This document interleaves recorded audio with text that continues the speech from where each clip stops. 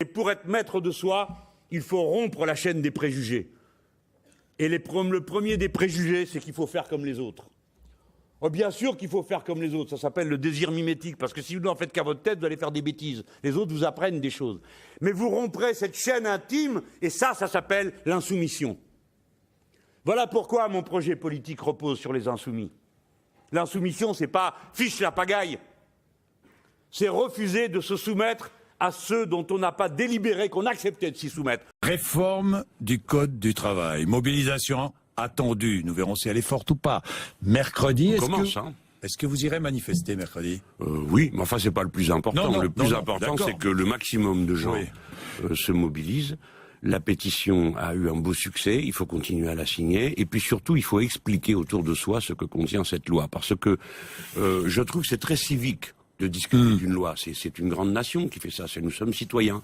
Et donc il faut bien regarder et se faire une conviction personnelle. Parce que ça, c'est ça qui va enraciner l'opposition à la loi. Alors vous demandez ce matin le retrait du texte? Oui, c'est ce qu'il faut faire. Il faut le retirer. Il faut que le gouvernement retire le texte. Oui, parce que je vais vous dire, il y a d'abord des dispositions qui sont, que je trouve, moi, inacceptables, et certaines sont extrêmement perverses, quoi. On se demande qui est-ce qui a pu trouver des idées pareilles.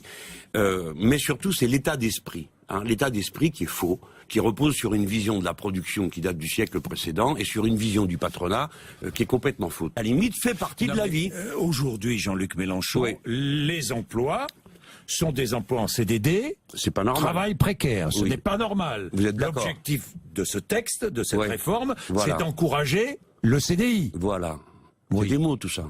Ben, ce sont alors, des mots. expliquez-moi en quoi pourquoi vous allez faire un CDI simplement parce que vous allez permettre de foutre les gens dehors plus vite. C'est pas sérieux tout ça. C'est une vision idéologique du patronat et du fonctionnement de l'économie. Au lieu de faire ça, si vous voulez vraiment créer des CDI et des emplois par millions dans ce pays, on investirait ou on ferait investir massivement dans l'économie réelle. Et par exemple, ça va faire la 10e fois que je viens de dire ça à ce micro, on démarrerait l'économie de la mer, voyez-vous. Au lieu de quoi on fait des conneries avec le nucléaire, avec je vais y revenir sur le nucléaire, mais Jean-Luc Mélenchon... Attendez, laissez-moi vous donner un autre exemple. On encourage les embauches en CDI, par exemple, avec la barémisation des indemnités versées aux prud'hommes, par les prud'hommes. Alors, la plupart des gens... On encourage le CDI. Non, écoutez-moi. Et pourquoi non? Vous êtes marrant, vous. Non, alors d'abord, personne n'a rien compris à ce que vous dites. Moi, je vais expliquer ce que c'est. Alors, expliquez. Alors, moi, je vous ça veut dire qu'un patron qui respecte pas la loi, qui vous a foutu dehors dans des conditions illégales. Oui. Illégales, monsieur Bourdin. Vous allez au prud'homme. Ouais, vous allez au prud'homme. Et le juge évalue ce que vous devez à la personne que vous avez foutu dehors dans des conditions illégales. Et là, on vient d'inventer, de dire, oui, mais enfin bon, il faut quand même y mettre une limite, c'est illégal, mais on punit pas trop. Et donc, on n'en met pas plus que tant. Et comme ça, le patron sait combien ça va lui coûter. Écoutez-moi, je vais finir. Oui. Donc, le gars peut se dire à partir de là, toi, je te fous dehors, même dans des conditions illégales, puisque de toute façon, comme je sais combien ça va me coûter, salut, au revoir, je te jette dehors. On peut pas avoir une société de paix et d'organisation avec des mœurs pareilles. Il peut pas y avoir certains ont tous les droits et les autres en ont aucun. Parce que est-ce que vous réfléchissez une seconde pendant que vous parlez au sort de l'autre, c'est-à-dire celui qui est foutu dehors dans des conditions illégales? Ça, vous l'oubliez. Le patron, il va pouvoir le faire. Les patrons vous le demandent même pas. Il y a quelques types qui râlent. Pourquoi? Parce que c'est leur métier de faire ça. C'est les types des chambres de commerce qui exercent une justice privée en délégation de l'État et ainsi de suite. Elle n'est pas bonne parce qu'elle fiche la pagaille et qu'elle est archaïque. Elle repose sur une vision du monde qui n'existe pas. Voilà ce que je dis. Il a été dit beaucoup d'erreurs, beaucoup de choses. Est-ce qu'on pourrait parler des pas erreurs? Les chefs d'entreprise ne peuvent pas licencier comme ils le souhaitent.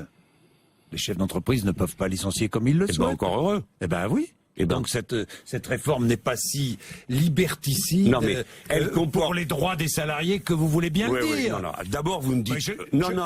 Attendez, monsieur Baudin, je vous comprends. Moi je ne défends pas Manuel Valls. Si, mais c'est pas grave, je vous en veux pas. Je vous en veux pas, vous avez le droit. Manuel Valls. Bon, je vous dis simplement... Répétez-le, vous défendez pas... Mais vous êtes un conservateur. Non, Oui, ça c'est vrai. Les acquis sociaux, je suis un conservateur. En effet, les blocages l'emportent, c'est Manuel Valls qui le dit. Oui, pas moi, je sais bien que c'est Valls. Mais bon. oui, je suis un conservateur des acquis sociaux. Vous savez pourquoi, M. Bourdin? Parce que tout ça, ça nous a pas été, c'est pas tombé du ciel un jour où les puissants faisaient la fête, a dit tiens allez, on donne aux manants quelque chose. Non, il a fallu tout leur arracher. Les gens s'usent, se fatiguent, deviennent malades. Et ben ça, c'est ce que prévoit la loi. Oui, enfin, demandez-moi, M. Bourdin. C'est exceptionnel. Si le carnet de commande de l'entreprise l'exige. Voilà, c'est ça. Ben oui. C'est bien. Et embaucher quelqu'un, non, ça sert à rien.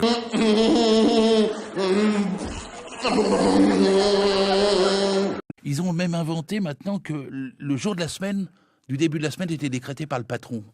C'est-à-dire, ça n'est plus le lundi, comme tout un chacun peut croire. Ça peut être le mardi ou le mercredi. Et pourquoi? Parce que dans ce cas-là, le dimanche n'est plus le dimanche.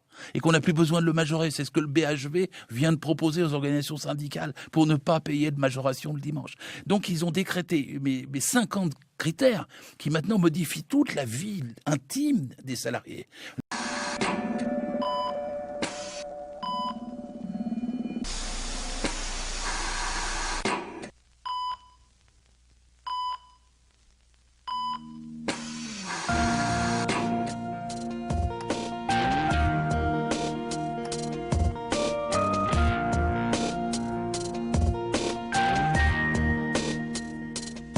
Donc c'est pas venu de la culture du Parti socialiste du tout.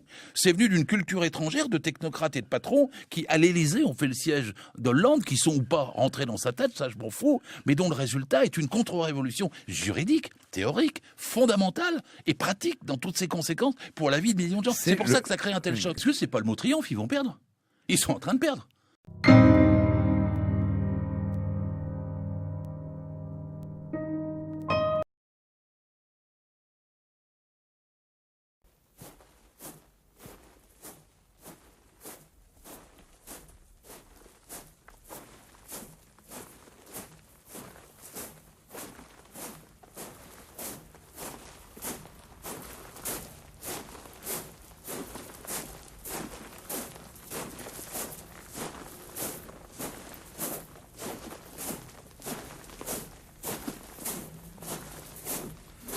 Grandola Vila Morena, terra da fraternidade. Les attentats de Paris, Jean-Luc Mélenchon, vous disiez que les terroristes voulaient nous diviser et je vous cite que notre premier devoir était un devoir d'amour. Après les attentats de Bruxelles, vous avez écrit « La haine contre les meurtriers est saine. De l'amour à la haine ». Non, parce que vous avez pris les deux citations, elles vont ensemble. Je pense qu'il ne faut pas culpabiliser, pour les gens qui tiennent mon raisonnement. Mon raisonnement, c'est qu'on a affaire à un ennemi. Il frappe avec des objectifs. Et c'est ces objectifs qu'il faut mettre en échec. Leur objectif, c'est de couper la société en deux. D'abord, se faire peur à tout le monde, mais ce n'est pas le plus important pour eux. C'est d'arriver à couper la société en deux, avec d'un côté les musulmans qui seraient en quelque sorte ralliés à leur cause, ce qui n'est pas vrai, et de l'autre côté, tout le reste de la société. Donc c'est à ça qu'il faut d'abord faire obstacle. Et il y a un devoir d'amour qui est de dominer la peur qu'on nous instille, dans lesquelles d'ailleurs je me permets de dire que les médias ont une responsabilité accablante. Mais d'abord l'amour ou d'abord la haine? D'abord l'amour, mais si vous tenez ce discours-là, c'est un discours qui est inhumain. Parce que la première chose que ressentent les personnes, c'est de la haine pour les agresseurs. Et il ne faut pas avoir peur de cette haine. Dans mon texte, je dis, la haine, elle est saine parce qu'elle vous permet d'expurger. Et après, je dis, et surtout, il faut revenir. Une fois ça, on respire et on revient à la réflexion. Il faut réfléchir parce que c'est un acte de guerre et il faut le mettre en échec. Et on va le faire avec vous tout au long de cette émission. Un mot quand même, vous parliez de la responsabilité des médias. Je crois qu'il y a une façon de faire qui n'est pas responsable. C'est de penser que ça a un intérêt de suivre de minute en minute tout le monde, d'aller se précipiter sur des gens en sang pour leur faire dire quelque chose, des gens traumatisés. Ça propage une peur, une panique qu'on a beaucoup de mal à enrayer. Je pense que quiconque a fait l'expérience de rester devant son écran, ce que j'ai fait un peu pour voir comment ça se passait, c'est terrifiant parce que ça vous envahit par empathie. Il est normal. Je pense qu'il faut faire preuve de réserve, de mise à distance pour permettre à l'intelligence de se développer plutôt qu'à la pulsion et à ce qui vient comme ça spontanément et qui n'est pas bon. J'ai remarqué qu'on m'a dit qu'il y avait des gens que ça rendait malades. ce spectacle de la journée. Moi, je conseille, dans ces circonstances, couper la télé, ça ne sert à rien de la regarder. J'espère malgré tout qu'on aura réussi à prendre un peu de cette distance dont vous parliez à l'instant. En portrait du supplément cette semaine, celui Asdine, un tout jeune homme qui a un CV franchement très très impressionnant. Alors, il a été conseiller de Laurent Fabius au Quai d'Orsay, assistant du procureur à la Cour pénale internationale et docteur en droit, journaliste au Monde à 26 ans. Il est désormais conseiller juridique de Julian Assange, le fondateur de Wikileaks. Juan Branco a une mission: libérer Assange, son patron qui est reclus à l'ambassade d'Équateur à Londres. Un jeune homme qui publie L'Ordre et le Monde et qu'on va recevoir dans un instant. Portrait de l'homme dans l'ombre de Julian Assange, un reportage d'Asdine Ahmed Chaouch et Guillaume Cauchois. Bonjour, on nous a mis sur la liste d'intervenants pour un cours. Vous avez la carte? Non, c'est pour intervenir, on n'est pas à Sciences Po. Ce matin, le vigile le prend pour un étudiant. La possibilité, excusez-moi, d'y aller, de le rencontrer une fois. Moi, si j'étais président, Assange, il serait en France et décoré de la Légion d'honneur, parce qu'il nous a aidés. Mais il est dans une pièce toute petite, il y a une bibliothèque en travers, c'est un espace microscopique. Et cet homme est enfermé, il n'y a pas d'autre mot, c'est comme s'il était en prison. C'est pour moi une évidence. On n'a pas besoin de personnes comme lui, on ne devrait pas en avoir besoin. Et le fait qu'on soit dans une situation où il y a des personnes comme lui qui sont obligées de mettre en jeu leur vie, c'est la preuve d'un dysfonctionnement grave en fait. Et ça devrait tous nous préoccuper comme citoyens. Julian Assange, on lui doit notamment d'avoir mis au jour un système de surveillance globale, généralisé avec d'autres. Mais on l'a vu par exemple le 13 novembre à Paris. On l'a vu le 22 mars à Bruxelles. Il y a des trous béants dans ces systèmes de surveillance des populations. On met en danger en fait l'intimité de toute la société et de tout un chacun parce qu'il faut se rendre compte qu'en fait on capte les données de tout le monde de façon indiscriminée et on les garde. Et on les garde et elles pourront être mobilisées demain, après-demain. Si Jean-Luc Mélenchon arrive au pouvoir et veut virer tout le monde, il aura beaucoup d'arguments parce qu'il aura accès à toutes les données de l'intimité de tout le monde. J'imagine que c'est pas du tout votre objectif. Si le FN arrive au pouvoir de la même façon, mais même si des gouvernements plus autoritaires qui viennent de partis traditionnels, que ce soit le PS ou le Oui, MP mais vous avez font. suivi l'actualité dramatique des derniers temps. Ce qu'on reproche justement aux services de renseignement, aux États, c'est de ne pas avoir suffisamment surveillé ceux qui allaient commettre des actes terroristes. C'est difficile de plus surveiller parce que, comme je vous dis, toutes les communications sur Internet, toutes les communications téléphoniques sont captées et enregistrées. La question, c'est que justement, on met en danger cette intimité pour rien ou pas grand-chose. C'est-à-dire qu'en gros, ce qu'il faut faire, c'est des moyens de surveillance traditionnels. Et en faisant ça, on expose aussi les dissidents. Et ça, c'est intéressant. Des gens comme Julian Assange, qui aujourd'hui auraient beaucoup plus de mal à émerger qu'ils l'avaient même il y a 5 ou 6 ans, parce qu'ils sont surveillés, ils sont pris dans cet étau. Et moi, même en tant que juriste, justement, qui fait partie d'une équipe de défense dirigée par un grand avocat, Balthazar Garzón, je me rends compte que notre travail est beaucoup plus compliqué. On a des vols d'ordinateurs, on a des cambriolages, on a des téléphones qui disparaissent, on a des informations qui fuitent avant même que l'ensemble de l'équipe ait été au courant. Et du coup, vous faites très attention, par exemple, quand vous envoyez un SMS. Mais qu'est-ce que ça Oui, j'ai 3 téléphones ou un téléphone de dealer. Tous mes copains se foutent de ma gueule parce que voilà, il faut le changer régulièrement. Et qu'est-ce que ça provoque? C'est beaucoup plus difficile de faire ce qu'on fait, ce qui est censé quand même être la base, c'est-à-dire défendre des libertés, défendre des personnes qui essaient d'être pour la démocratie. Pareil en politique, vous aussi, vous utilisez 3 téléphones, des téléphones de dealers et des applications de cryptage de SMS. Moi, je suis revenu quasiment au pigeon voyageur. C'est-à-dire qu'aucune conversation un peu soutenue avec un chef d'État étranger n'est possible autrement que par quelqu'un à qui tu le dis dans l'oreille et qui va aller le répéter. Parce qu'on est surveillé en permanence.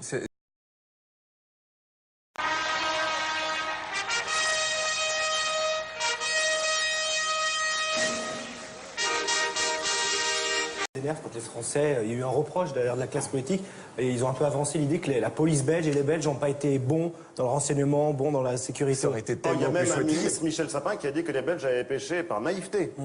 Ça aurait été plus chouette que ce soit un Belge qui le dise. Ouais. Il y a un côté, mais il y a tellement de confusion, donc il y a... À partir du moment où c'est un truc aussi violent, on a envie de dire beaucoup de choses, puis on sait pas. Et bon, évidemment, on reste toujours très amoureux de notre grande sœur, la France, mais quand c'est un Français qui dit une taquinerie sur les Belges, je fais doucement, coco. Ouais. donc voilà, mais bon, après, ce qu'il a raison, Surtout que c'est pas vrai. Il faut pas croire. Bon, pourquoi les Belges se défendraient moins que d'autres? Ça n'a pas de sens. Ils font ce qu'ils peuvent. Alors après, on peut critiquer, mais je trouve que c'est vraiment très désinvolte de dire... D'abord, est-ce qu'on est si malin que ça, nous, Français? Il n'y a pas eu d'attentat chez nous? Bravo. Voilà.